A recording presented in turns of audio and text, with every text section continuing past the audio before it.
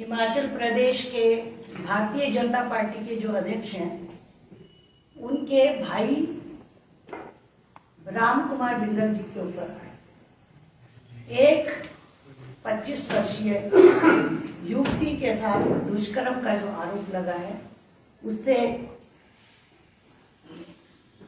मैं कहती हूं कि पूरे प्रदेश को शर्मसार कर दिया। भारतीय जनता पार्टी जो अपने आप को महिलाओं की हितैषी साबित करने का हर बार प्रयास करती रहती है, वो उनके नारों में भी हमेशा आपको दिखाई देता है जो केवल नारे बने, बेटी बचाओ बेटी पढ़ाओ, ये कभी भी वो धरातल पर दिखाई नहीं देता है।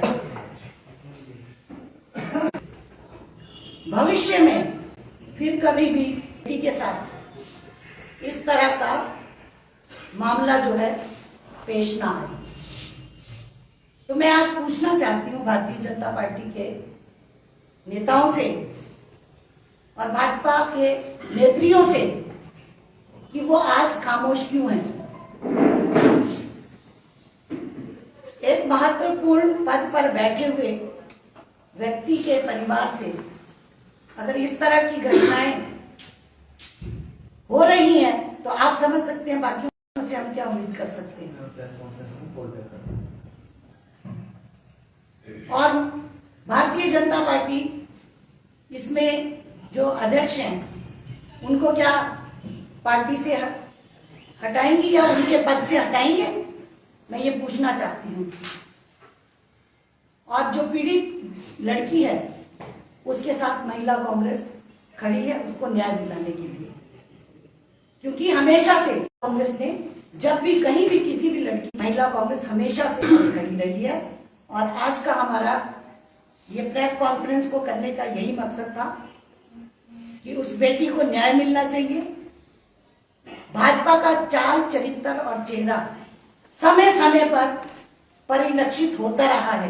और मैं ये भी मुझे और आप सभी ने देखा होगा कि एक मैं क्या गिनाऊं, आप देखिए, चाहे वो प्रज्वल था, चाहे वो और भी इतने सारे, अंकिता भंडारी का केस था, कुलदीप सेंगर का था, ये भाजपा के ही इसमें क्यों इन्वॉल्वमेंट होती है। उन्होंने उनके बजाय पीड़िता के पक्ष में खड़े होने के वो लोग हमेशा से उनको बचाने में लगे होते हैं। ये कोई नई बात नहीं है, ये हम और आप सबके सामने है। तो मैं पूछना चाहती हूँ, क्या नैतिकता के आधार पर प्रदेश अध्यक्ष जो है वो इस्तीफा देंगे? और करनी वो दिखाई देनी चाहिए, तभी समाज में एक संदेश जाएगा। केवल नारों से बेटी बचाओ बेटी पढ़ाओ काम चलने वाला नहीं है। अब तो एक ये मुझे लगता है ये नारा बनाना चाहिए कि भाजपा से बेटी बचाओ, और उस बेटी को जरूर न्याय मिलेगा। हम सब लोग उस बेटी के साथ हैं। कानून ने अपना काम किया है, पुलिस विभाग ने बड़ी अच्छी तरह से अपना कार्य करते हुए उसको गिरफ्तार किया है। और अब हम उस बेटी को न्याय दिलाने के लिए हम उसके साथ हमेशा खड़े रहेंगे। और हमारा एक फोकस ये रहेगा कि उस बेटी को सुरक्षा जरूर मिलनी चाहिए, क्योंकि ये बहुत ही हाई प्रोफाइल केस है। उसने हिम्मत दिखाई, उस बेटी ने, इतना ही बहुत बड़ी बात है। मैं ये कहना चाहती हूँ, आरोप प्रत्यारोप से तो काम चलने का नहीं है। अगर पुलिस ने संज्ञान लेते हुए उनको गिरफ्तार किया है तो तथ्यों के आधार पर ही गिरफ्तार किया होगा ना। अगर वो उन्होंने कुछ नहीं किया है तो जांच होगी, जांच के बाद वो दोषी होंगे निर्दोष होंगे वो पता चल जाएगा। लेकिन आप लोगों में तो इतनी हिम्मत नहीं है कि इतना ही बोल दो कि उस बेटी को न्याय मिलना चाहिए। अगर लगा के इतना तो बोल सकते हैं ना कि अगर उस बेटी के साथ ऐसा हुआ है तो उसको न्याय मिलना चाहिए। है इतनी हिम्मत?